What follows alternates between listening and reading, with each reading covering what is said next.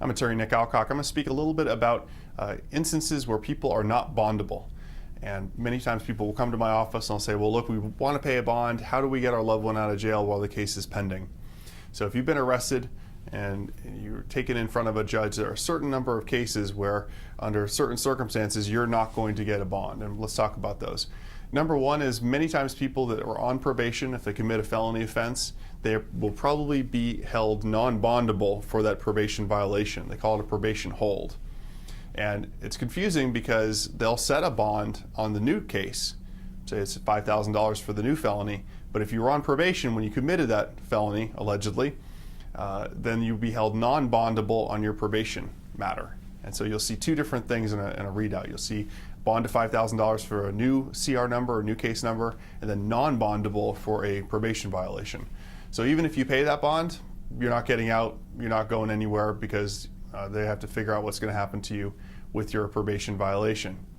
If you are in a position where you have, if you're undocumented and you are convicted of, or if you're facing charges of a class 4 felony or greater, then you'll be held non-bondable for a serious felony offense.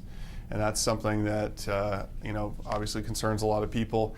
Class 4 felony is really not that serious offense. A little forgery case, something along those lines, can be enough to hold you non-bondable.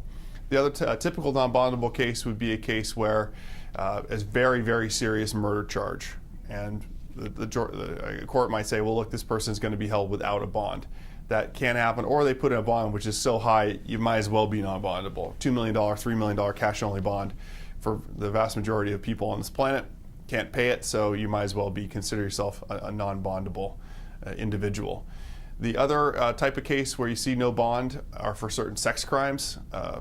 Sexual contact with a minor will get you a non-bond status. So any type of serious sexual offense involving minors, you're probably not going to be able to get a bond. All other cases, you might be able to reduce your bond if the bond is excessive. And what they're going to be looking at, the court will be looking at how many priors do you have, have you been in trouble before, have you failed to appear, what's your relationship with in the community, how much community support do you have, and all those factors will play a role in whether or not your bond could be reduced. If you have any questions about bonds in Arizona and when you will be held non-bondable, give us a call. 602-989-5000 is our number, 602-989-5000, and thanks so much.